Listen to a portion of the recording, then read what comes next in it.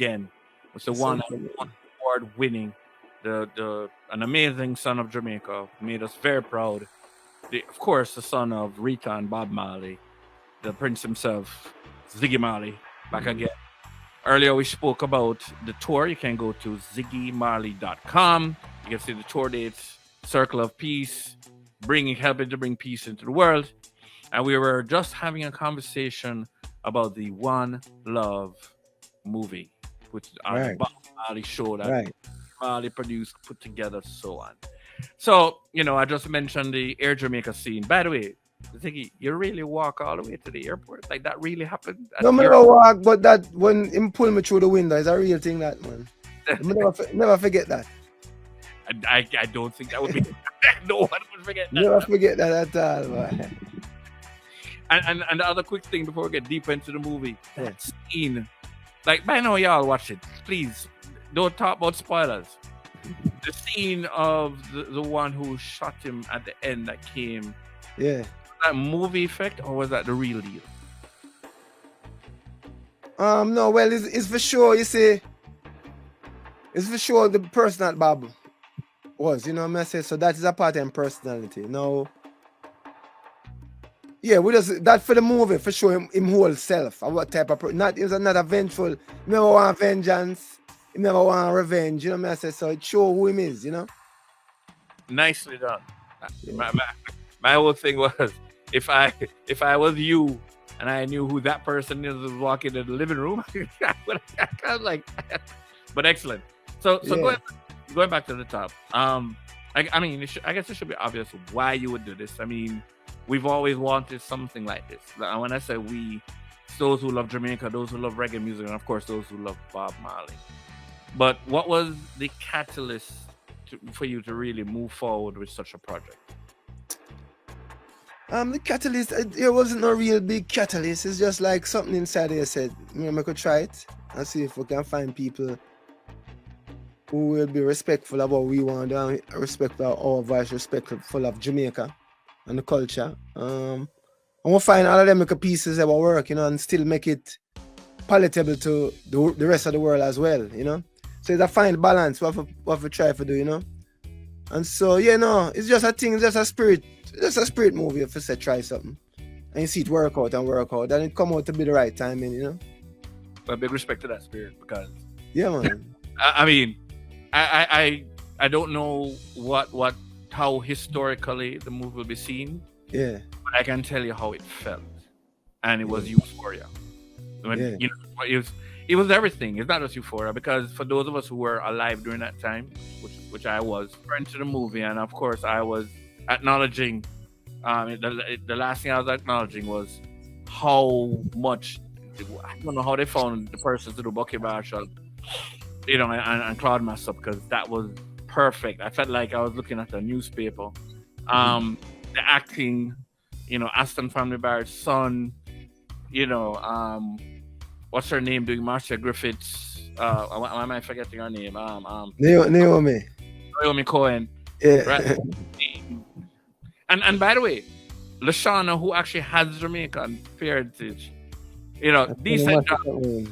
But Kingsley, who doesn't have Jamaican parentage, had a better accent. Just saying. That being said. Oh yeah. Oh yeah, Lashana would like hear that, no sir. Give us so I know there's a lot that was on the cutting floor. So I guess the first question, will there be a release of the fullness of everything? It possibly, we talked about it already. So it's possible. We just don't have anything like to say, for sure. But it's something that we are thinking about, So for those of us who don't know anything about putting out a movie, what do we not understand? What happens behind the scenes and so on? Because, we have no idea what you guys went through to make that happen. Yeah, no, I mean, it's plenty of ups and downs, plenty of hard work. And then once we reach the editing, that is where, like, how you have to leave out some of the things that you really love, too. You know what I mean? I say you love this scene, but it don't fit into how the movie is coming together. And you kind of, you go out to make a movie, but eventually what you have kind of make make the movie into what it's supposed to be itself. It's like, although your mind was about this but it can't work how you are thinking, so you have to really follow what the movie I try to tell you. Because if you try to fight that, you just get a whole choppy thing, you know. So it's a plenty tough decision and thing, you know. So and you can't please everybody, you can't even please yourself sometimes, you know. Can you share with us some of the directions that we didn't get to see? That, you know, like well, all right, let me tell you, like when I see Bob Bedroom, we have some scene with Bob Bedroom in a Jamaica. Yeah, but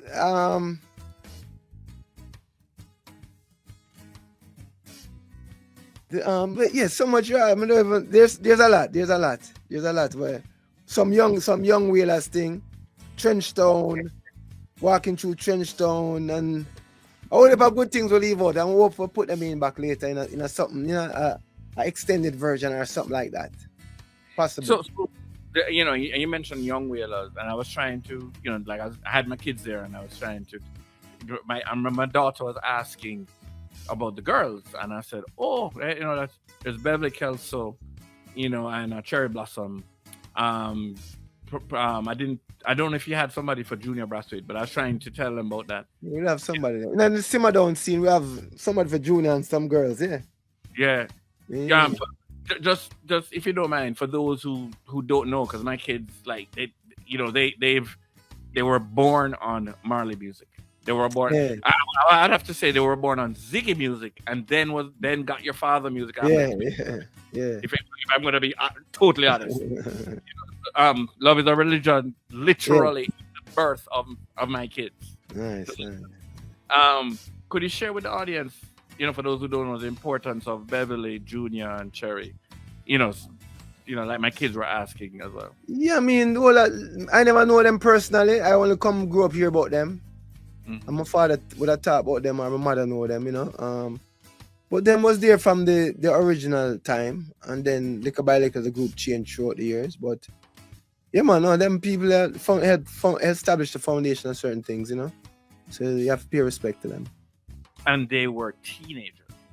Yeah. They were all teenagers doing this foundational earthquake movement. Yeah. Teenagers.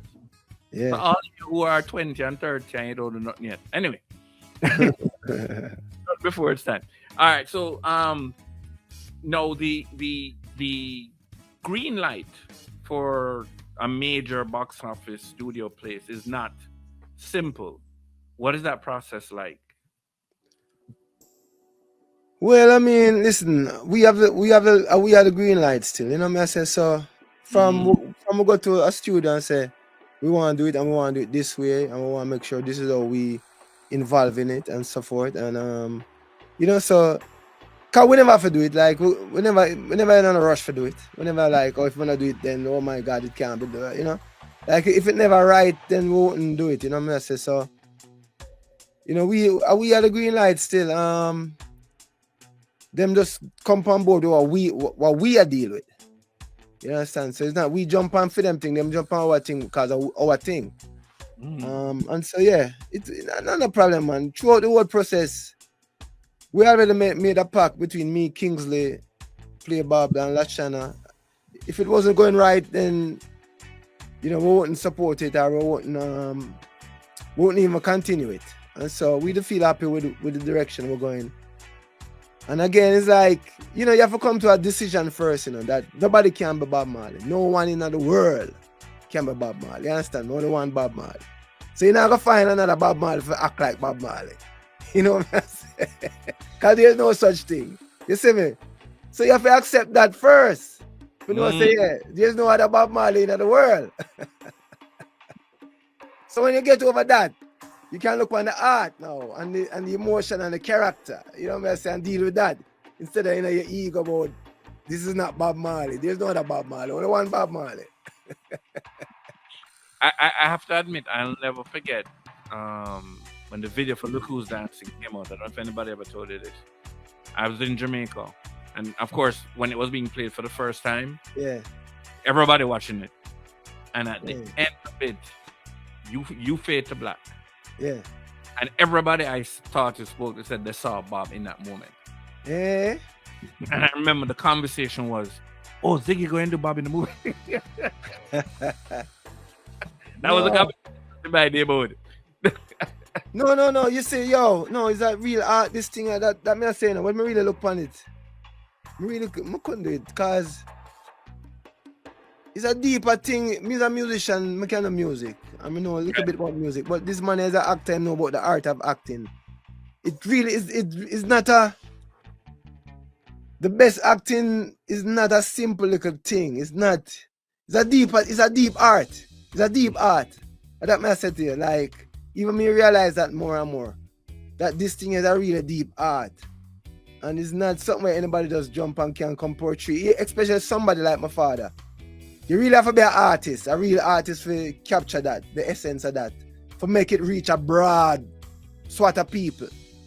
For bring out the emotion and tears to people, to feelings to people. It's a skill. And it upon the camera is a different thing. And it's hard work. Man's hard work. Whole day work, man. Hard work, man. Them actors they work hard.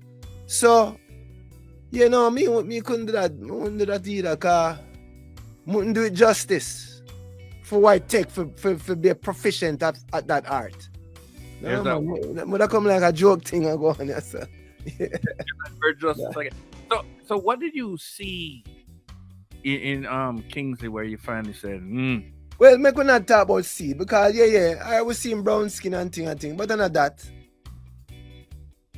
At the emotion when him bring to the thing or how him approach it. What it make you feel sick. Because remember now, we never want to tell a story about Marley what people know about it. Because people know the most thing what people know about it when Bob in the public eye. Facts. So most of the thing them say is when him in the media is a public thing. Because we weren't filming our life when Bob wasn't in media. We never have no camera roll in our regular day life. Right. So nobody have no idea what this is really. So this is what we really want to get to within the film. We don't want to show you the Bob Marley where you see on the TV already. Because you know the one there, you know him. But the one where you don't know, where when the film never roll, or no recording, no interview never go on. The media never did it. So it's from our personal point of view and people who know him closely point of view. Right. You get it from an inside point of view now. Not a media point of view or a publicity point of view. You know, so that's what Kingsley really bring to it, is that point of view really. Where we're not looking for a Bob Marley interview or a Bob Marley concert. We look for Bob Marley where in him yard and in him kitchen and I talk to him friend them and I joke around and I play a ball and you know me I say I feel sad and I feel pressure and don't know which way and I know if Jah deal with and you know what I say and man I get shot and don't know if I get shot again and things about you know me I say a man get shot him I wonder if I'm gonna shoot him again or where am I gonna come to at the end of this conclusion here? Which when come to is that which is what the movie is about. It's about his personal journey to come to the conclusion that if his life is just for him, he doesn't want it. This is the journey. This is that journey. What make him come to that decision about why his life is for. It's for people. It's not for him. And he made that decision during this period of time, and that is who Bob Marley is. You know. Why specifically the bookend 76, 78? Because that was the period. Well, for me, all right. Let me tell you, for me, selfishly, all right. Selfishly. Because when I say, yo, I want the most action-packed part of his life. Gunshot of fire, people, things are going and man a run and man a go and so come never tell him something I want a boring movie where we have to sit down and just more the action. We need some gunshot. So 76, 78 are the most like erratic times. Right. Get shot, find out say you have cancer, make a world busting album, come back and do a peace concert. I mean that period of time that was like, you know, that was the fire going on them time there. The fire time that, you know. Yeah. Everything after that come like it just cool down now with us a smooth sailing now. That time I was fire. That was the crucible. That's why exactly. At the test, that at the testing time. Absolutely. You understand me? So yeah, so at the time they would choose because of that. At the time they really test him. And it's not just for Bob. That was for Jamaica. That was like you're right. That was the time. Yep. At the time they remember. Yeah, man, remember the time there. By the way, I don't know if you noticed, like who did the costumes? Because it is one thing to do the detail of what Bob Marley and the I Trees and Peter and everybody wearing, but when we see vast prep uniform on the little Ziggy and the little Steven, like what? Who was so perfect detail? The lady what did the costumes that she win like Oscar, man. It's an Oscar winning lady do it, you know. Okay. I forget what she name, that old lady there. Yeah, man, she bad, man. She bad. But how she gonna know about vast prep uniform? Research, bro. Research everything, man. Everything. Photos, them have photos, you know, the thing and them. Yeah, man, a whole heap of work, whole heap of background. We really, one thing I like about the production side of it is that them go all the way to get the production. Them build a new Hope Road. Them a top-notch thing, them deal. You understand? Whenever this is a top Hollywood blockbuster thing them deal with. It's not a little thing, them never try a pitch patch, you know. Everything, which is the way we want to do it. When you do our thing, Bob thing, you have to do it the right way. And them do it the right way, you know? And big respect also, talk about production, big respect to Steven musically, also did some work there. Yeah. By the way, that Exodus remix with the strings during the performance, performing in Europe, is that going to be a remix single? It sounds amazing. I'm telling you, I wake up in the morning and I play that. I just move it thing that, man. You know, move it thing.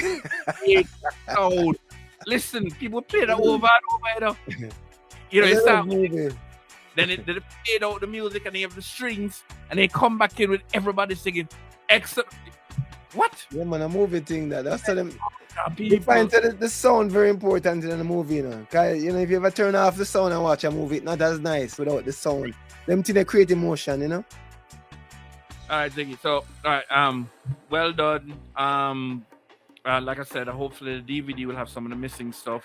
Yeah. It's a watershed moment, in my opinion. Jamaican culture, reggae culture, and even movie business. Like it's literally a watershed moment. So big respect for that.